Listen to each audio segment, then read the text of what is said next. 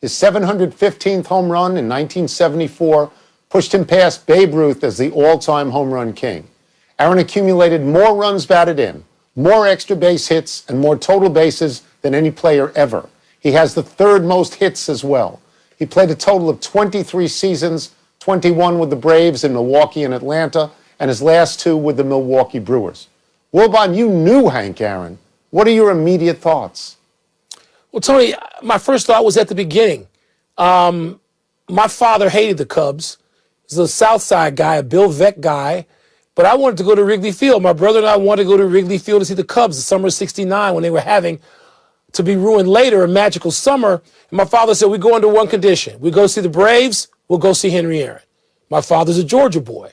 So we went to see the Braves and Henry Aaron against the Cubs, and Henry Aaron hit a home run that day. I'll never forget it because Wrigley Field was like eons away, 8 miles away from Comiskey, but it felt like light years.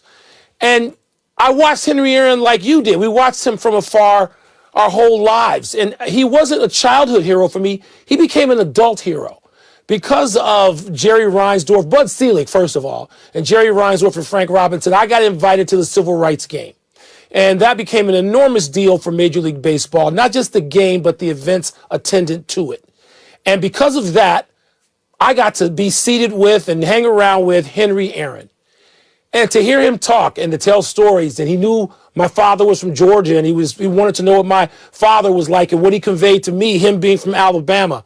And what sticks with me to this day and will forevermore is Henry Aaron talking about, Bob Costas talked about this eloquently today, Henry Aaron looking up in the sky one day and telling his dad, I want to be a pilot. And his father saying, son, there ain't no black pilots. And Henry Aaron said, well, I want to be a big league. I want to be a big league ball player. And Henry Aaron's dad saying to him, Henry, there ain't any black big leaguers either. And he was 13 years old, I think Henry Aaron was, when Jackie Robinson broke in with the Dodgers. And his world just expanded, and he talked about that. And as I sat listening to him, and this is at Bud Selig's house one of these occasions, it just struck me that Henry Aaron was never bitter. I'm bitter every damn day. I'm a part of it. I'm bitter. I'm angry. Henry Aaron wasn't.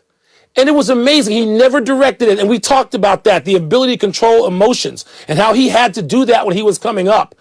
And it just, I feel unbelievably lucky that through Bud Selig, he invited me. Sometimes he'd just be in their kitchen. And Sue would, probably want to throw us out, but she let us listen to Henry Aaron. And you know how close Bud Selig and Henry Aaron, they're the best of friends. And I feel for Bud Selig today, the people of Milwaukee, Charles Barkley, who idolized Henry Aaron being another son of Alabama. And it's just more awful news. But I idolize him as an adult, not as a child. So I have read about all the terrible mail and death threats and hatred that poured out of people towards him when he was chasing Babe Ruth. You've read about it. I've read about it. I have read that he found it extraordinarily stressful, that chase. And I have felt that he was an American hero for the way he handled that he was the right person at the right time for that, in the same way that Jackie Robinson was the right person at the right time for integrating baseball. When I think immediately of Hank Aaron, I think of the video of 7:15. I think of him rounding second and rounding third, and those kids running out and trying to pat him on the back.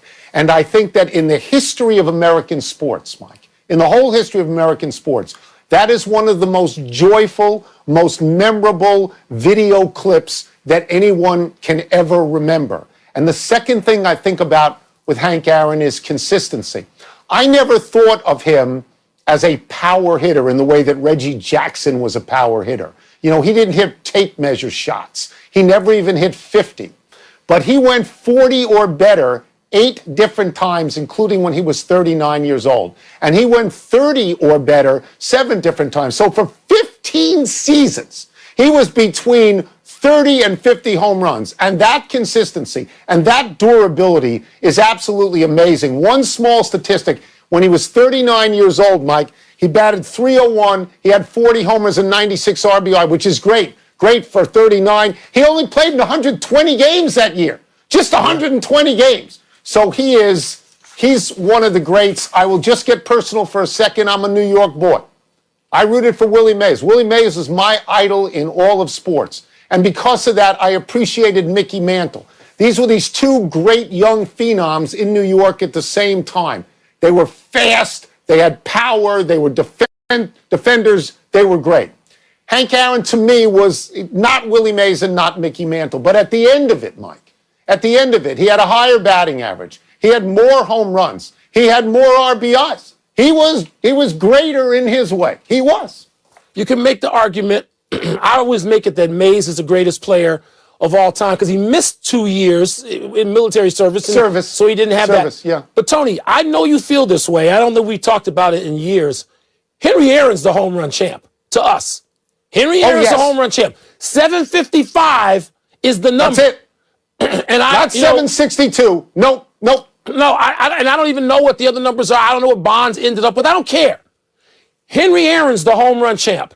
And he is, like, I believe what you believe. He's an American hero. And when I talked about no bitterness, I was referring to the chase of Ruth. And I know somewhere, I don't know that hate mail was incinerated. I don't know that anyone ever got rid of it. It might be piled somewhere. It might be sitting in bags by somebody's door. But I know that Henry Aaron could talk and talk flatly about it and maintain that dignity and that poise and that calm. Don't know where he got it. I mean, it's partly developed, I'm sure, from the cauldron he grew up in and partly God-given. But he was just an extraordinary person. And I don't think of the home run. I don't. Maybe I've had enough personal moments in the last 10 years right here in the desert where Bud Selig lives. And to hear those conversations, they've replaced action shots and uniforms and jerseys for me. So what I remember is when the National League in the 50s and the 60s, when I came to appreciate baseball and love baseball, the National League dominated the American League. And I think it's because they chased black and Latin players harder than the American League. And I think because Jackie Robinson played in Brooklyn, a National League team, maybe these people were more inclined to go play in the National League. But every year at the All-Star game, the National League outfield was always the same. You could write it in January. It was going to happen in the middle of July. It was Aaron, Mays, Clemente. Aaron, Mays, Clemente. And I used to think to myself, that's the greatest, even for one game, even for 4 innings, it's the greatest of all time. All right? Yeah. So anyway, one small little thing. My grandson is named Henry. I always call him Bad Henry or the Hammer. And everybody over 50 in America knows exactly who you're talking about when you say Bad Henry. Let's take a break. Coming up, now that Patrick Mahomes has been cleared, what are the Bills' chances to upset the champs? And the Buccaneers put a beat down on the Packers back in Week 6. But what do we expect from them on Sunday? Yeah, I don't think it's a Week 6 situation. Hang on. Bad Henry, right? More headlines, starting with Sunday's conference championship games. Patrick Mahomes says he is out of the concussion protocol and he has been cleared to play. So with that development, Wilbon, what sort of a chance are you giving the Bills to upset the defending champions? I mean, even with a completely healthy Patrick Mahomes, I'm still giving the Bills, I don't know, a 40% chance. I don't think this is going to be some runaway blowout thing. The Bills are good. And the other thing, Tony, okay, so he's been cleared. His head's been cleared to be out there with a helmet on and be in the game. What about his foot? I mean, people have said nary a word about the toe. I think on his left foot, which is the plant foot if you're throwing, or the plant foot if you're leaning off to run right, which he often does, getting out of bounds or down that right sideline. So I don't know how healthy Patrick Mahomes is. Is he 100%? Is he 80%? Is he 60%? Is he going to be Hopalong Cassidy? What's the deal? But I still give Buffalo, regardless, I give Buffalo a shot, yes, at winning this game. Yeah, so, I mean, the narrative is all about Mahomes. Would he play at all? Now you find he's going to play. How well will he play? Will he finish the game? I think if Patrick Mahomes is out there for 60 minutes and he's even 80% of Patrick Mahomes, I think that the Chiefs are good enough to win. I look at the Bills. They're a wonderful story. I don't know what their offense is. I don't know how they score. Stephon Diggs gets them into the end zone. I don't know what else they necessarily do. They've got a great defense. They shredded Lamar Jackson.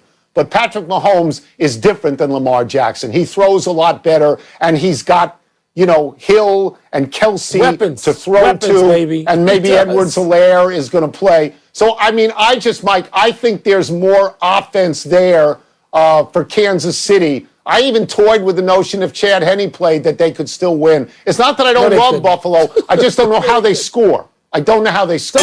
I don't think they have to. I know people are predicting a shootout. People are saying, in dry circumstances, it's going to be 38-35.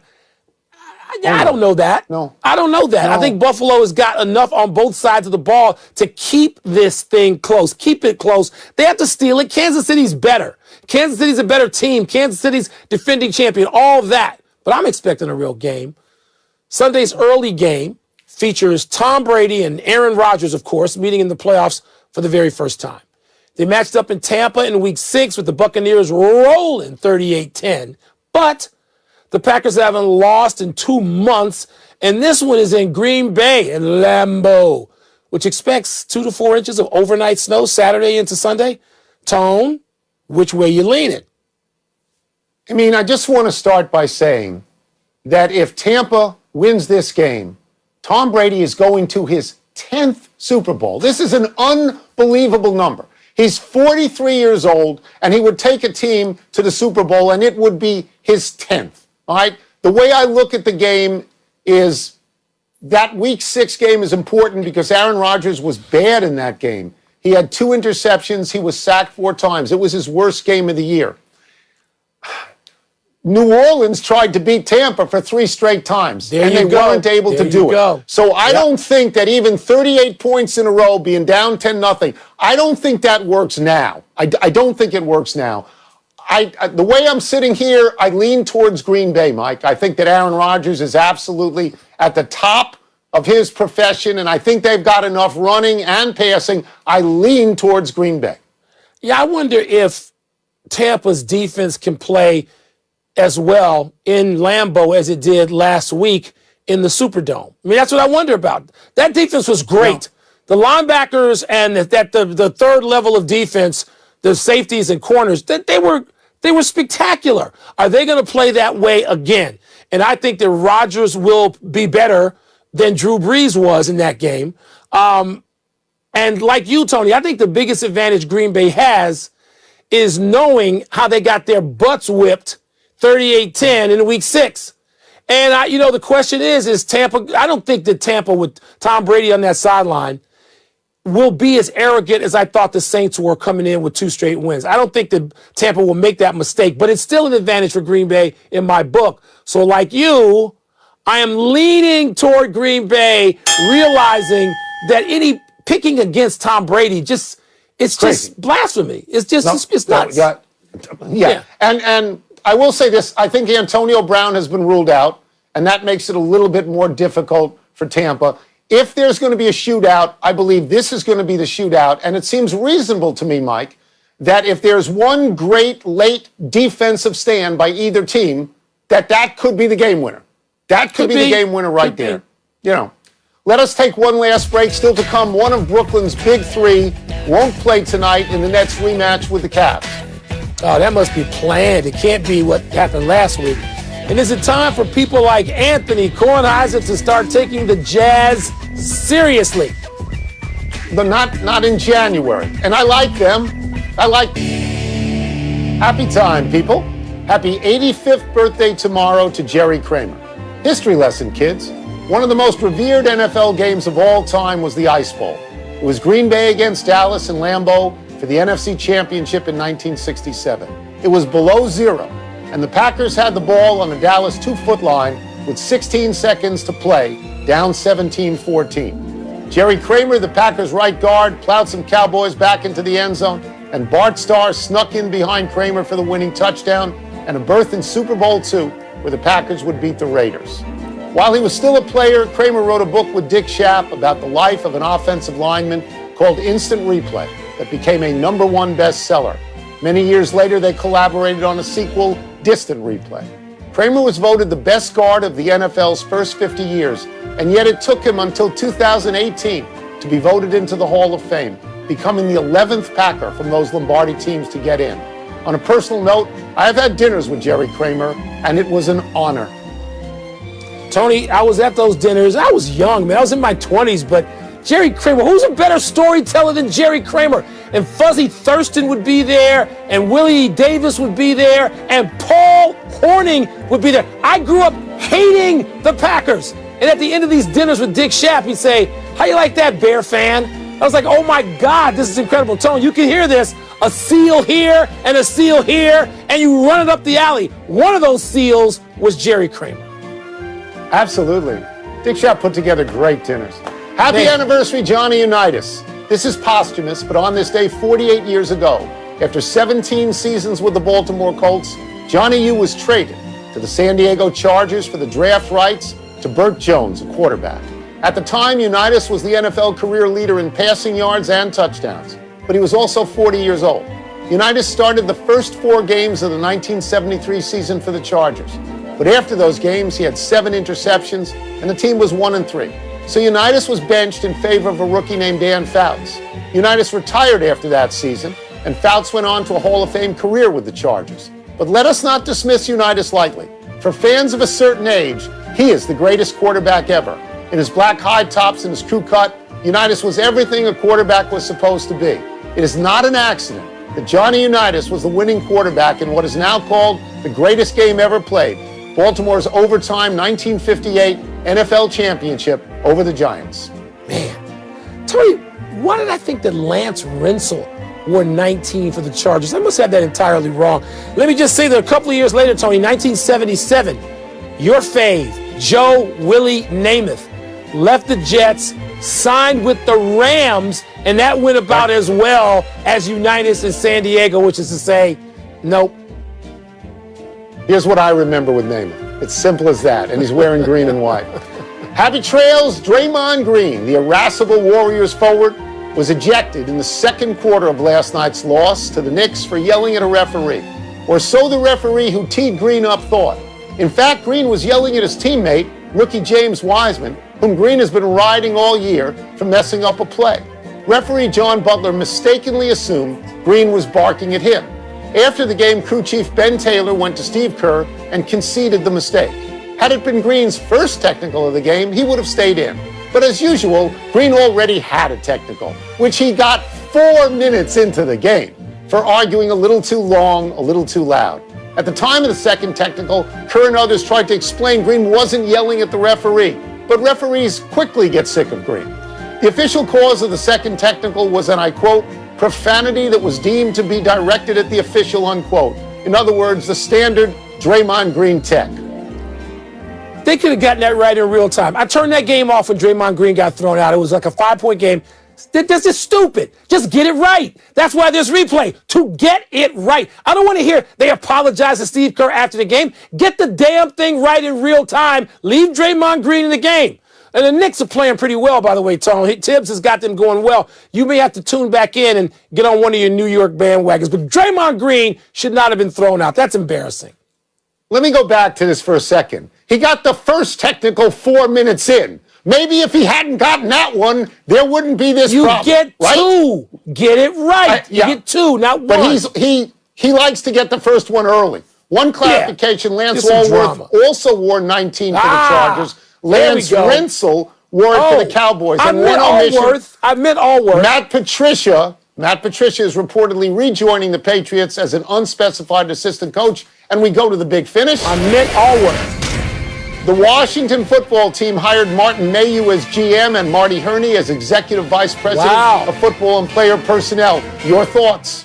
That's a great combination. Martin Mayhew, such a bright guy. He went to law school while he was playing for the Washington football team back then under another name. The NFL says there will be 22,000 fans at the Super Bowl. I don't believe that. What do you think, Tony? First of all, with Washington, if you yell Marty, you just get a bunch of GMs to turn around. Look, there's 7,500 vaccinated healthcare workers. That's good. But this Florida. That's good. It's in Florida. Florida makes its own rules. They'll have 40,000. The Jazz beat the Pelicans for their 7th straight win. Is that a big deal? No, but it's a nice little winter run for the Jazz right now. Very good. The Lakers beat the Bucks in Milwaukee. Significant? Nothing significant in January, but they're 8-0 on the road. That's significant. Last one, Kevin Durant will not play tonight against the Cavs. Is that a smart move? Yes, he played 50 the other night. He got back-to-backs coming. You monitor Kevin Durant coming off the most serious injury. Yes, monitor. Out of time. Try and do better the next time, and I'm Tony Kornheiser. And I'm Mike Wilbon. Have a great weekend, knuckleheads. You can get the...